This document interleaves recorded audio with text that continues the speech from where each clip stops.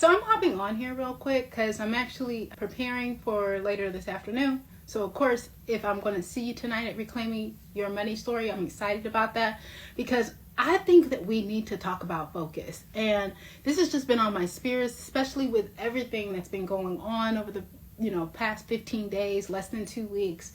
And the reason why I share this is because I was having a really good conversation. And before I get into that, let me just share with you guys a couple of my weaknesses, right? Because I think that there is power in failure and normalizing that. I'm going to be honest. This whole thing be weird because, I was on a coaching call this morning and my coach said is, what are you good at?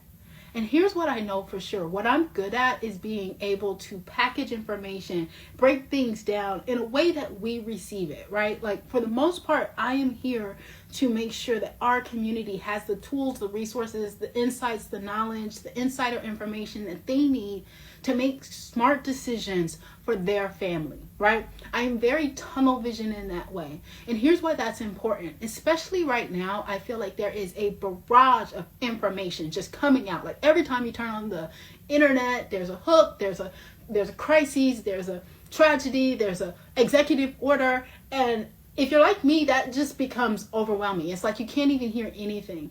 And I know so many people, so many of us have these huge, incredible hearts that make it difficult for us to just check out. I understand, even with the 92%, we said it in November, that's it. We're over it. We're done with it. We've done all we could do. We attempted to warn. And I understand how that feels because, and I'm just talking with y'all, right? So I appreciate if you're locked on. But for me, I understand what it feels like to truly do everything that you can to help people understand and, in a sense, warn people of what's to come. And it's ignored, it's not taken seriously, or it's just kind of passively addressed, oh, just get to that later. And to see the writing on the wall. And I think sometimes, social media calls us to be all things to all men. You got to be, an educator, a teacher, a creator, a designer, a marketing specialist, actor, a tour guide, political correspondent, economist. You have to be all these things so that way, hopefully, people will hear what you're saying in a way that resonates with them and inspires them to take action. And so it hurts. I don't even say it's frustrating. I think it hurts because you realize in that moment that there's only so much you can do. Even in all of these crises, there's only so much you can do. And in the times in my life when I have experienced most mental health upsets, burnout, insecurity, lack of confidence, it has always come from feeling like my efforts were in vain. This isn't even what I thought I was going to talk about today. It is always because I felt like my efforts were in vain. And so because of that, I really started having to qualify how I show up in the world. Because we have all of these external metrics and measures and, vanity metrics. And I'd love to say it doesn't matter and it's not important, but we're here, right? We're going to keep it a buck or we're going to just fake into funk. You feel like that, right? And so anyways, fast forward. Why am I talking about this? In all of that, I had to get so small. I remember one time I shared a post and I said, instead of yelling for the mountaintop, I just decided to start speaking to the seeds. And it really was because at a time in my life, I was really ambitious about just keynote speaking. I was going on a lot of engagements. I was being asked on panels and stages. And I just felt like it was great. It was great content, it was great photos, but I didn't understand the impact. I couldn't measure it. I didn't tangibly see the individual lives that I was changing. And that's what I desired, right? Because the story is if you can impact just people that were better because I was here. Is that okay to say? Anyways, so I had to walk it back. I had to walk back wanting to change the world to wanting to change first myself and then hopefully changing my family, and then my community, my neighborhood, maybe then Houston, Texas, then United States, North America, and then the world, right? But I had to start with me. Here's why I'm on live right now. I feel like we are in a shit or get off the part chapter in history and in our lives. And it's really good for us to be emotionally manipulated by social media and all of the things that are happening. And I think that all of that is a distraction because it keeps you from focusing on what your lead domino is in your life. There are so many things. I tell my students all the time, like, there's no way for you to know it all, have it all, or do it all. So you must decide what it is that you choose to know, what it is that you desire to have, and what it is that you're looking to do.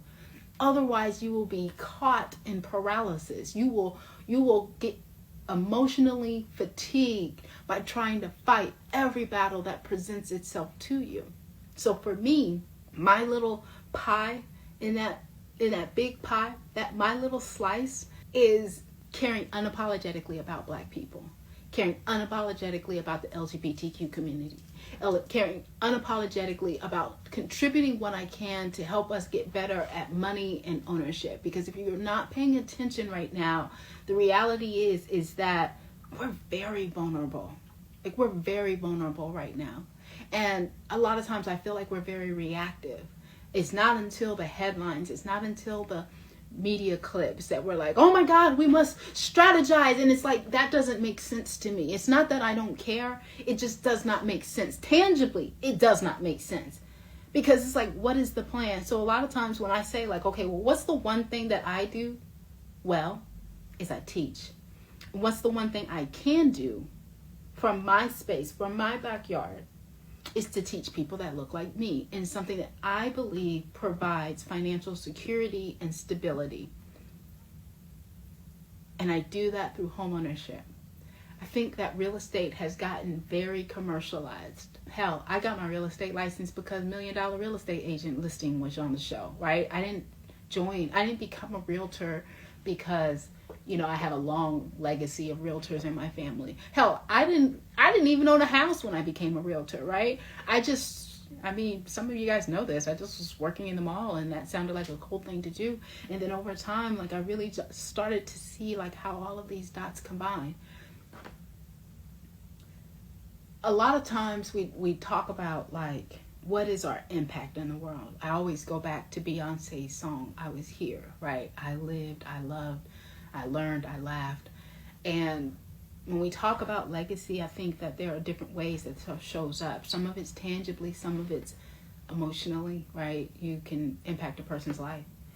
I believe that, like, and it's crazy because I wrote my eulogy once. I was with Coach Diana Cook, and she had us write our eulogy. Like, what do you want people to say at your funeral? And maybe one day I'll share that. But one of the things is that I just want people's lives to be better because I was here. When I help a family get in their home, absolutely, that's a unit closed, that's volume. But what they don't measure is the equity that family then builds after we close that transaction.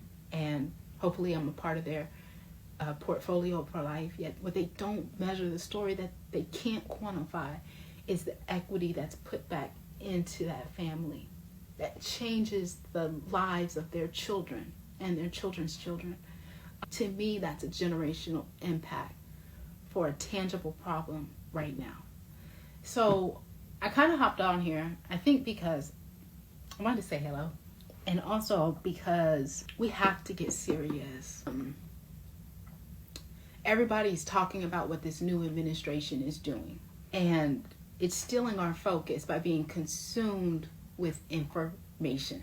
Like I said, I believe that this is all a bigger distraction from whatever it is that you need to do. There are things that we must do. There are things that I must do. Because what we're seeing is that the programs that you relied on, the benefits that you were hoping for, the job security that you put your trust in, that may not be there. However, in Maslow's hierarchy of needs, one thing is for sure, you will always need a place to live. I think this is very serious. I'm doing a 6-week financial wellness series because I think this is very serious for all of us to get back to the basics and remind ourselves on the one thing that we must do. This is not about saving the world. This is about saving yourself. And what I love about this opportunity is that this is a chance for us to have real conversations. Most people are not looking to be billionaires. Like, if it's the 1%, that means there's 99% of us that do not fit that equation. And so we have to get real and get right. That's the first step to turning it around. So you have to get real and get right. And we have to have conversations that are not about how you can become a millionaire in a minute. I just think those are distractions. It's how you get played. It's how you get scammed. It's how you get frustrated with yourself by not giving yourself the grace of knowing that these things take time. I shared a statement and I said, investors, stop focusing on 100 doors and just get one. Stop focusing on the luxury and get the condo. Stop focusing on the multi-family apartment complex in the 4 and the 50 doors and get a single family home that you can just start, right? And look at what your budget can afford in this moment. So many people are like, well, I don't want to sacrifice. I don't want to settle. I was on a coaching call and he was like, aren't you settling by staying in an apartment? That's not what you want either. Right? And that's not shade, it's perspective. The perspective is that of all of the investments that I've done, flipping, owning a real estate business, teams, stocks, option trading, crypto, the biggest return on my investment has been my primary home. And I truly believe that if we can get ourselves focused and in position to secure primary homes, we will do a lot better in this world. We will do a lot better for ourselves. We have got to stop being delusional about what needs to happen in this moment. And I believe what needs to happen in this moment is we just have to get back to the basics of what it is that we need to survive. So today at 6:30, I am having week 2 of Reclaiming Your Money Story. And we're going to talk about the laws of money, the principles of cash flow. We're going to start it off real simple. This is not a lecture. This is for us to collectively come together and share our own lessons or where we are, right? I had so many real conversations first week about, a lot of times all we've been taught is to save money and pay bills. Then what? And many of us are missing the next step.